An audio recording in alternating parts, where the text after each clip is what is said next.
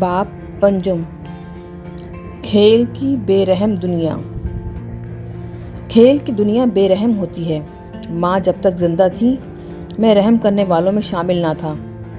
اگر آپ دشمن ٹیم کا کام تمام نہ کریں تو وہ آپ کا بھرکس نکال کر رکھ دے گی۔ کھیل کے میدان میں نے کبھی کسی مخالف پہ ترس کھایا، نہ ہی اپنے لیے رحم کی کبھی آرزو کی۔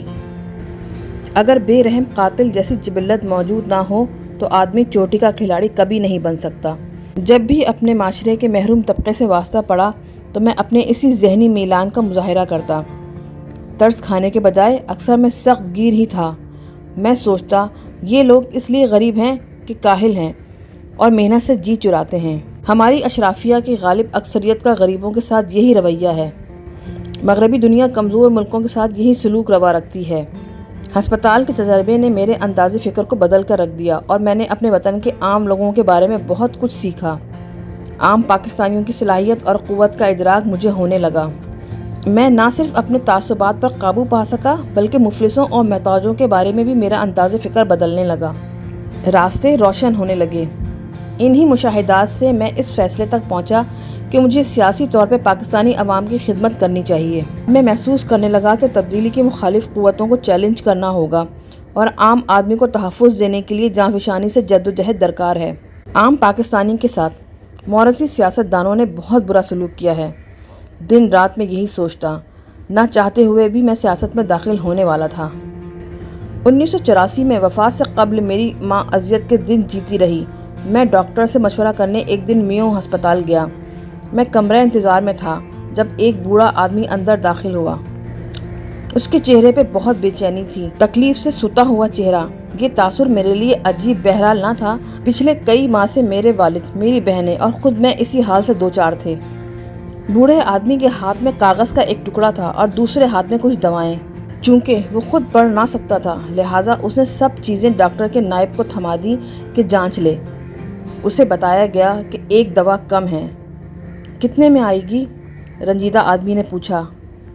قیمت بتائی گئی تو اداس چہرے پہ مایوسی اور ناامیدی گہری ہو گئی۔ کچھ کہے بغیر وہ مڑا اور باہر نکل گیا۔ میں نے پوچھا کہ مسئلہ کیا ہے؟ بتایا گیا کہ نوشہرہ کا یہ پشتون بزرگ اپنے کینسر میں مبتلا بھائی کو یہاں علاج کے لیے لایا ہے۔ ہسپتال میں کوئی بستر خالی نہیں، اس لیے برآمدے میں پڑا ہے۔ بوڑھا قریب ہی ایک زیر تعمیر عمارت میں محنت مزدوری کرتا ہے اور باقی وقت اپنے بھائی کی دیکھ بھال۔ میو ہسپتال میں علاج مفت ہونا چاہیے کہ سرکاری ہسپتال ہے، مگر مریضوں کو دوائیں اکثر اپنی جیب سے خریدنا پڑتی ہیں۔ میں والدہ کو علاج کے لیے لندن لے گیا تو پتہ چلا کہ کینسر کا علاج کس قدر مہنگا ہے، تاکہ مورفین سے بنائی گئی درد کش دوائیں دستیاب ہی نہ تھیں۔ اگر مل جاتی تو بے حد گراں۔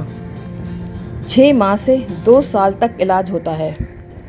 اب تو خیر یہ ممکن ہو چکا ہے کہ کینسر کا مریض درد کے بغیر موت کی گہری تاریکی میں ڈوب جائے، مگر ان دنوں پاکستان میں کینسر کی تکلیف سے نمٹ لینے کا تصور ہی موجود نہ تھا۔ ایک میں اور میرا خاندان تھا، تمام تر وسائل اور تعلقات کے باوجود گہری مایوسی کی کیفیت سے دوچار۔ پھر اس غریب آدمی پر کیا گزری ہوگی؟ ماں کی علالت کے دنوں میں مسلسل اسی ایک بات پر میں سوچتا رہا۔ بوڑھے پشتون کا چہرہ میری آنکھوں کے سامنے رہتا۔ ماں کو میں برطانیہ لے کر گیا تو انکشاف ہوا کہ مرض کی جس نوعیت میں وہ مبتلا تھیں بروقت اگر تشخیص ہو جاتی تو شافی علاج ممکن تھا۔ یہ بات بڑی تکلیف دہ تھی کہ علاج کے لیے ملک سے باہر جانا پڑا۔ جو بھی اس تجربے سے گزرا ہے وہ اچھی طرح جانتا ہے کہ دولت کی فراوانی کے باوجود مریض اور اس کے پیاروں پر کیا گزرتی ہے۔ ملک سے بہت دور جب آپ اپنے خاندان کے گھنے سائے سے محروم ہوں اور مہینوں محروم رہیں تو مشکل اور بھی مشکل ہو جاتی ہے۔ یہی وہ وقت تھا جب میں نے فیصلہ کیا کہ پاکستان میں ایک کینسر ہسپتال بناؤں گا جہاں علاج کے اخراجات کی فکر مفلس مریض کے لواحقین کو فکر مند نہ رکھے اور دولت مند بھی وطن سے دور جا پڑنے پر مجبور نہ ہوں۔ بالکل مجھے معلوم نہ تھا کہ پاکستان جیسے غریب ملک میں کینسر ہسپتال کا قیام کتنا مشکل ہوگا، خاص طور پر اس لیے بھی کہ یہ کام تنہا کرنا ہوگا۔ معلومات حاصل کرنا شروع کی تو معلوم یہ ہوا کہ حکومت پنجاب نے 1980 کی دہائی میں ایک کینسر ہسپتال قائم کرنے کی کوشش کی تھی۔ رقم مختص کرنے کے باوجود منصوبے کو ناقابل عمل قرار دے دیا گیا۔ اول تو ہسپتال پر بہت بڑی رقم خرچ ہوگی، پھر اسے چلانا اور بھی مہنگا پڑے گا۔ ان دنوں پاکستان میں اس مرض کے صرف 2-3 معالج ہی موجود تھے۔ وہ شرمناک حد تک قلیل سرکاری تنخواہ پر کام کرنے میں ہچکچاہٹ کا شکار تھے۔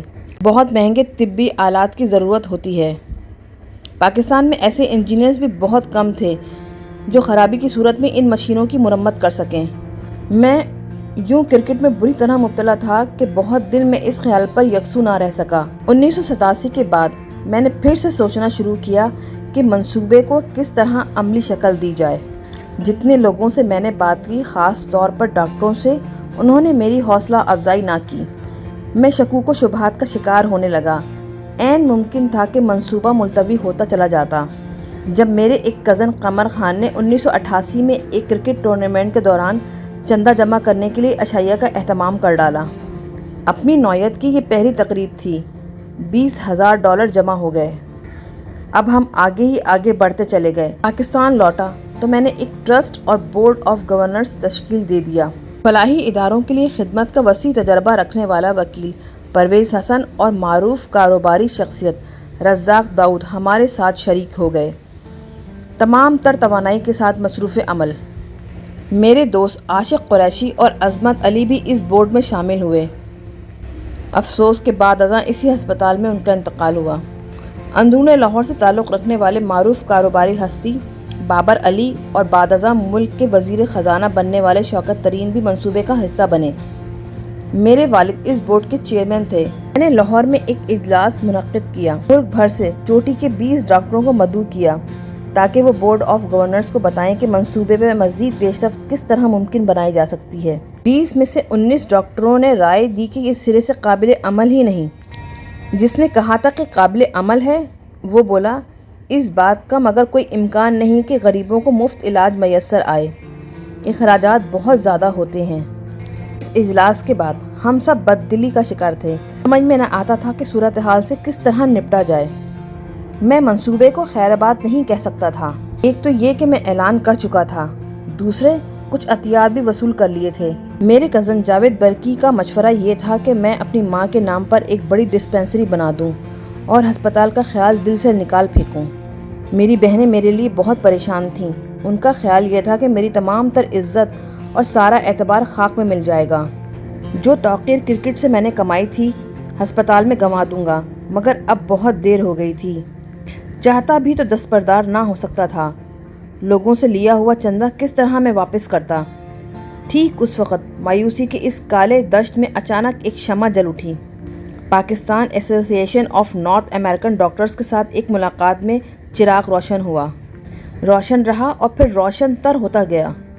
انہوں نے مدد کا وعدہ کیا اور اس وعدے نے مجھے حوصلہ دیا کہ کرکٹ کی مصروفیات کم کر کے ساری توجہ ہسپتال پر مرکوز کر دوں۔ میں نے اپنا ایک دفتر قائم کیا۔ یہ میرے دوست عمر فاروق گولڈی نے مجھے مفت فراہم کیا تھا۔ اسی دفتر میں ہسپتال کا پہلا ملازم بھرتی کیا گیا۔ شروعات میں میرے اندر ویسا جنون نہ تھا جو کبھی کرکٹ کے لیے جاگتا رہتا اور فتح حاصل کرنے کی امنگ کے ساتھ مجھے بیدار رکھتا تھا۔ میں غریبوں کے لیے ہسپتال تو بنانا چاہتا تھا، لیکن یہ تحریک میرے اندر طوفان نہ بنتی تھی۔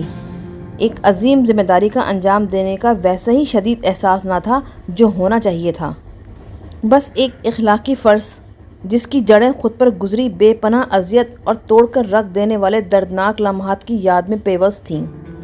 وہ جان لیوا کیفیت جو میو ہسپتال کے کمرہ انتظار میں بوڑھے پشتون کو دیکھ کر مجھ پر طاری ہوئی تھی۔ کبھی یہ احساس مجھے تحریک دیتا کہ پاکستان میں ایک کینسر ہسپتال ہوتا تو میری ماں کی جان ممکن ہے بچ گئی ہوتی۔ انسانوں کی خدمت کے لیے میرا تصور ابھی بہت محدود تھا۔ میری ماں ہر سال کرکٹ سے حاصل ہونے والی آمدن کا ایک حصہ مجھ سے لے کر غریبوں کو دے دیا کرتی کہ یہ زکوٰۃ ہے۔ ان کی وفات کے بعد یہ سلسلہ بند ہو گیا۔ 1987 میں بازار حصص جب برباد ہوا تو میری جمع پونجی کا ایک بڑا حصہ ڈوب گیا۔ روحانیت کی جانب میرے سفر کا سلسلہ اب شروع ہو چکا تھا۔ ساتھ ہی ایک خیال مجھ پر طاری ہو گیا، شاید اس بات کی مجھے سزا ملی ہے کہ میں نے اپنی دولت کو آلودہ رکھا، زکوٰۃ سے اجلا نہ کیا۔ تب میں ایمان اور عقیدے کے تحت زکوٰۃ نہ دیتا تھا، بعد میں بات دوسری ہو گئی۔ میں نے پاکستان کے عام لوگوں کو فیاضی کے ساتھ خیرات کرتے دیکھا تو میرا ایمان راسخ ہونے لگا۔ یہ بات سمجھ میں آنے لگی کہ مفلسوں اور محتاجوں کی مدد پسند ناپسند کی بات نہیں، بلکہ فرض ہے، بالکل بنیادی فرض۔ جتنے زیادہ لوگوں نے ہسپتال کے منصوبے کا تمسخر اڑایا اتنا ہی میرا عزم پختہ ہوتا گیا۔ انہیں بہرحال غلط ثابت کرنا تھا۔ ہمیشہ سے ایک ضدی آدمی تھا میں۔ اسی ضد نے کرکٹ کے میدان میں میری مدد کی، ورنہ حال تو میرا یہ تھا کہ پہلے ہی ٹیسٹ میچ کے بعد ٹیم سے نکال دیا گیا اور کہا یہ گیا کہ میرا پہلا میچ ہی آخری میچ ہے۔ مجھ پر بے پناہ بوجھ تھا۔ بار بار مجھے بتایا جاتا کہ ہسپتال سفید ہاتھی ہوگا۔ بعض نے کہا کہ بھائی اس ملک میں تو عام علاج کے لیے سہولیات دستیاب نہیں اور تم چلے ہو بین الاقوامی معیار کا منصوبہ مکمل کرنے۔ میں پوچھتا پھر ان غریب لوگوں کا کیا بنے گا جنہیں کینسر کا موذی مرض لاحق ہو جاتا ہے؟ جواب یہ ہوتا کہ ہر ایک کو مرنا ہے، کسی بھی صورت میں، جب موت آ لے۔ ایک دن ملنے والوں میں سے ایک نے چند دوستوں کی موجودگی میں یہ کہا، سستی شہرت حاصل کرنے لگے ہو۔ اس طرح کے مشہور لوگ خبروں میں زندہ رہنے کے لیے خیراتی اداروں کو چندہ دیا کرتے ہیں۔ میں اسے مارنے لپکا۔ یہ ہماری اشرافیہ کا مزاج ہے۔ ان میں سے کچھ ایسا ہی رویہ رکھتے ہیں، پستی کی آخری حد تک پہنچتے ہوئے اخلاقی طور پر دیوالیہ لوگ۔ وہ کسی مغربی شخصیت کا ذکر کریں گے اور ایک عجیب سحر زدہ کیفیت میں کرتے ہی چلے جائیں گے۔ اگر آپ اپنے لوگوں کی ان کی خدمت کی بات کریں اور آپ کے لہجے میں کچھ خواہشات کی شدت سی پیدا ہو جائے تو وہ آپ کو گھسیٹ کر نیچے لانے کی کوشش کرتے ہیں، وہاں جہاں صدیوں سے وہ خود کیڑے مکوڑوں کی طرح جی رہے ہیں۔ ایک بار پھر ایسا ہوا کہ میں خود پر قابو نہ رکھ سکا جب انگلینڈ میں مجھے میرے مقصد سے بھٹکانے والے ایک شخص سے میرا واسطہ پڑا۔ یہ لندن کا شیزان ریسٹورنٹ تھا جہاں میں پاکستانی ڈاکٹروں سے ملنے گیا۔ انہوں نے مجھ سے ہسپتال کے بارے میں تکنیکی سوالات پوچھنا شروع کیے۔ پھر ان میں سے ایک منصوبے کا مذاق اڑانے لگا۔ ٹیکنیکل سوالوں کے حوالے سے طبی معلومات پر اس نے میری کم علمی کا تمسخر اڑانے کی کوشش کی۔ بتایا کہ میرا یہ میدان نہیں اور میں ناکام رہوں گا، نیک نامی خاک میں مل جائے گی۔ مجھے اس قدر غصہ آیا کہ کھانا کھائے بغیر وہاں سے اٹھ کر آ گیا۔ ڈاکٹرز کے ساتھ مشورہ کرنے میں جایا کرتا، لیکن زیادہ تر ماہرین کو میں نے منطق پرست پایا۔ یہ لوگ نام نہاد عملیات پسندی، آہنی عملیات پسندی کے حصار میں جیتے ہیں۔ اب میں تو ہمیشہ سے ایک خواب دیکھنے والا ہوں۔ میری جدوجہد نے مجھے یہ سکھایا کہ اگر آپ ہار نہ مانیں تو کوئی بھی چیز ناممکن نہیں ہوتی۔ ہسپتال کا تصور اب مبہم تھا۔ رضاکار ڈاکٹر ہماری مدد کر رہے تھے۔ بدقسمتی سے اتنے بڑے منصوبے کے لیے درکار تجربہ ان کے پاس بھی نہ تھا۔ اس دوران میں ایک نمائشی کرکٹ میچ کے لیے نیو یارک گیا۔ میری ملاقات توصیف احمد نامی کینسر کے ایک ممتاز پاکستانی ماہر سے ہوئی۔ میں نے ان سے درپیش مشکلات پر بات کی تو انہوں نے مجھے بتایا کہ وہ ایک ایسے پاکستانی ڈاکٹر کو جانتے ہیں جو یہ عظیم منصوبہ پایہ تکمیل تک پہنچانے کی اہلیت رکھتے ہیں۔ جس آدمی کا نام اس نے لیا، اتفاق سے وہ میری ماں کا سب سے چہیتا بھانجا نوشیروان برکی تھا۔ نوشیروان سے بات کی تو وہ آمادہ ہو گیا۔ تمام تر معاملات کار اس نے اپنے ہاتھ میں لے لیے۔ اب میں نے اپنی پوری توانائی عطیات جمع کرنے پہ مرکوز کر دی۔ ایک بہت بڑا بوجھ میرے کندھوں سے اتر گیا تھا۔ بہت سے لوگوں نے شوکت خانم ہسپتال کے قیام میں اصرار کیا، لیکن اس میں رتی برابر شبہ نہ ہونا چاہیے کہ باہمت نوشیروان کا کردار کلیدی تھا۔ اگر فیصلہ کن موڑ پر میری ملاقات اس سے نہ ہوئی ہوتی تو شاید آج بھی میں انجانے راستوں پر ٹامک ٹوئیاں مار رہا ہوتا۔ بورڈ کے سامنے اس کی پہلی ہی مفصل تجزیاتی گفتگو کے بعد ہم سب نے سکھ کا سانس لیا۔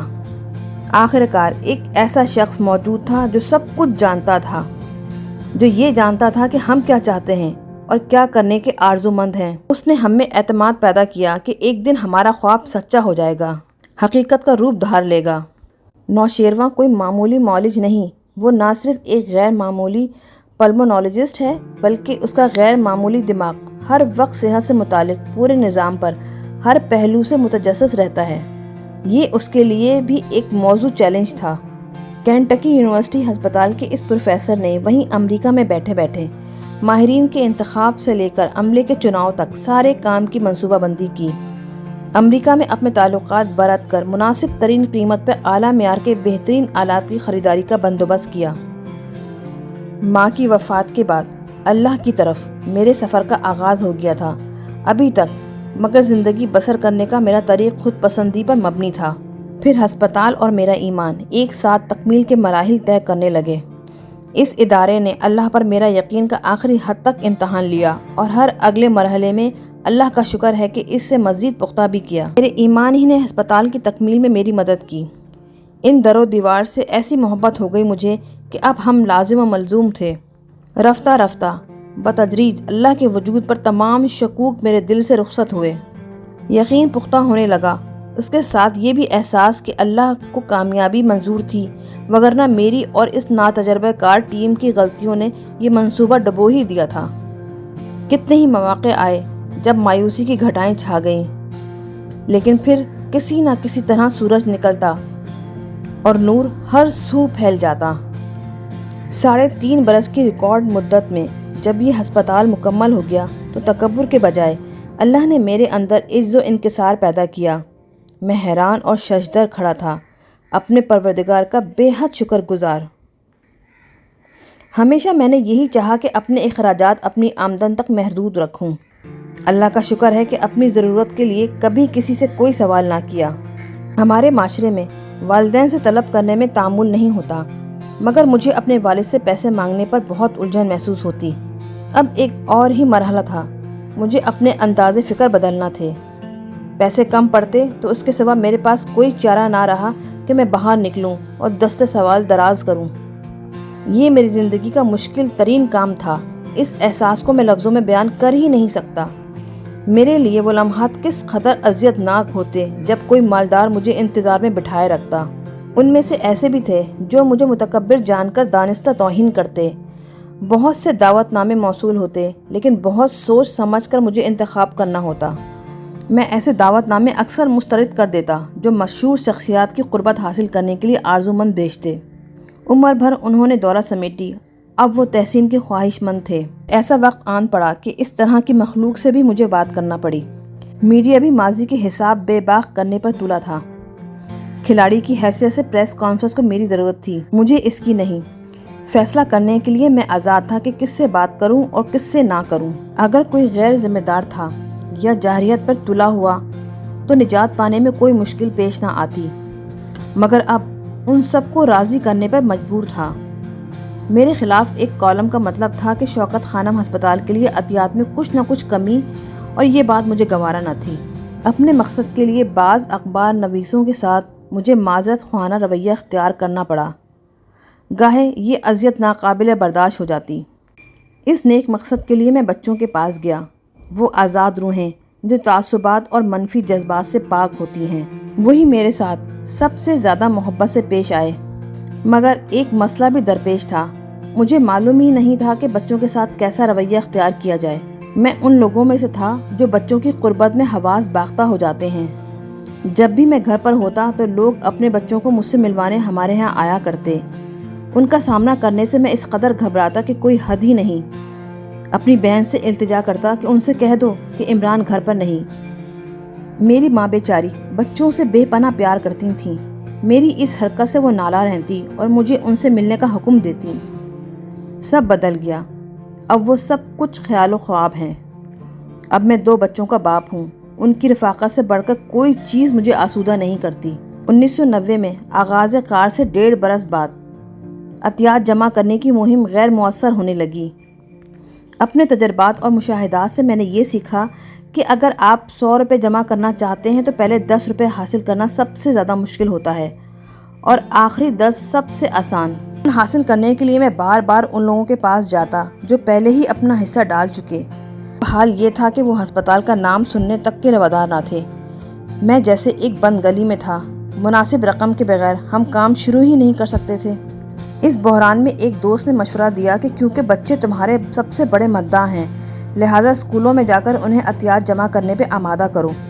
اس خیال نے مجھے پریشان کیا۔ اس کے برعکس میری بہن علیمہ کو یہ بات بہت پسند آئی، جو خود بھی اس خواب کا حصہ بن گئی تھی۔ 1 ماہ کے اندر اس نے پاکستانی بچوں کے ذریعے عطیات کی مجوزہ مہم کو حتمی شکل دے دی۔ اب یہ تھا کہ ملک بھر کے اسکولوں میں جا کر مجھے بچوں کو آمادہ کرنا تھا کہ وہ عطیات جمع کرنے والی ٹیم کا حصہ بنے۔ ہم نے انہیں عمران ٹائیگرز کا نام دے دیا۔ صرف میرے قریبی لوگ ہی سمجھ سکتے ہیں یہ سب کچھ میرے مزاج کے کس قدر خلاف تھا۔ فکر مجھے یہ لاحق تھی کہ میرا مذاق اڑے گا، بچے بھی مجھ پر ہنسیں گے۔ وہ صبح میں کبھی فراموش نہ کر سکوں گا جب پہلی بار لاہور میں ایک اسکول کے بچوں سے خطاب کیا۔ گھر سے جب میں روانہ ہوا تو تناؤ کا شکار تھا۔ راستے میں ایک ڈرائیور سے جھگڑا ہوتے ہوتے رہ گیا۔ میں نے اس روز اپنی زندگی میں شاید سب سے زیادہ برے طریقے سے گاڑی چلائی تھی۔ پسینے سے شرابور، بے ڈھنگے انداز میں شرما رہا تھا۔ بچے دبی دبی سی ہنسی ہنسنے لگے۔ ہم نے اپنی مہم کا آغاز نجی اسکولوں سے کیا تھا، لیکن جلد ہی سرکاری ادارے بھی اس مہم میں شامل ہونے کا مطالبہ کرنے لگے۔ پورے 2 مہینے ہر روز 5-6 اسکولوں میں جا کر میں بچوں سے بات کرتا، یہ سمجھانے کی کوشش کرتا کہ ان کے وطن میں کینسر ہسپتال بنانے کی ضرورت کتنی شدید ہے۔ ہر بار اسکول اسمبلی میں بچوں سے بات کرنے کے لیے مجھے اپنی ہمت بندھانا پڑتی۔ شروع میں یہ بات میرے لیے تماشائیوں سے کھچا کھچ بھرے اسٹیڈیم میں کسی برق رفتار باؤلر کا سامنا کرنے سے بھی کہیں زیادہ مشکل تھی۔ اس مہم کے نتیجے میں مگر ملک میں ایک چھوٹے سے انقلاب کی کیفیت پیدا ہو گئی۔ بچوں نے تاریخ رقم کر دی۔ پاکستان میں ایسی کامیاب مہم کی کوئی دوسری مثال نہیں۔ کم سن لڑکے اور لڑکیاں والدین اور رشتہ داروں کے پیچھے پڑے رہتے کہ ہسپتال کے لیے پیسے دو۔ چوراہوں پہ رکی گاڑیوں سے وہ چندہ جمع کرتے یا ایک گھر کا دروازہ کھٹکھٹاتے۔ جو بچہ بھی ایک خاص حد تک زیادہ عطیات جمع کرتا، میرا دستخط شدہ بیڈ انعام کے طور پہ اسے ملتا۔ پاکستانی معاشرہ وہ ہے جہاں بچوں سے بے پناہ محبت کی جاتی ہے۔ ہمارے لیڈر سمجھ ہی نہیں پائے کہ یہ ایک زندہ معاشرہ ہے اور زندہ تر ہونے کے لیے بےتاب۔ عطیات کے لیے ہم نے ایک بالکل صحیح طریقے کا انتخاب کیا تھا۔ ایسا بھی ہوتا کہ میں کسی ریستوران میں کھانا کھا رہا ہوتا اور بچوں کی نظر مجھ پہ پڑتی تو وہ اپنے والدین سے پیسوں کا تقاضا کرنے لگتے، ٹلتے ہی نہ تھے جب تک کچھ نہ کچھ وصول کر کے میرے حوالے نہ کر دیتے۔ یہ ایک مختلف معاشرہ ہے۔ برطانیہ اور امریکہ کے برعکس پاکستانی بچے ہر جگہ جاتے ہیں، ہوٹل، تقریبات اور شادی بیاہ میں، ہر کہیں۔ یہی اچھی زندگی ہے کہ تمام امور خاندان کے گرد گھوما کریں۔ بہت رقوم جمع ہوئی۔ اس سے بھی زیادہ اہم بات یہ تھی کہ بچوں نے اپنی تگ و دو سے بیداری کی ایک لہر اٹھا دی۔ ان کے معصوم چہروں پر ایک سوال لکھا تھا: اتنے بڑے ملک میں ایک بھی کینسر کا ہسپتال کیوں نہیں ہے؟ اس تحریک کی کامیابی غیر معمولی تھی، اول جو میرے وہم و گمان میں بھی نہ آ سکتی تھی۔ ہم اس قابل ہوئے کہ ہسپتال کی تعمیر کا آغاز کر سکیں۔ دنیا بھر میں جہاں کہیں بھی میں جاتا ہوں، کامیاب پاکستانی چہرے دیکھتا ہوں، پھر ان میں سے کوئی آگے بڑھتا اور فخر کے ساتھ مجھے بتاتا ہے کہ وہ بچپن میں ہسپتال کے عطیات جمع کرنے کی مہم کا حصہ تھا۔ یہی زندگی ہے، یہی زندگی کا حسن ہے۔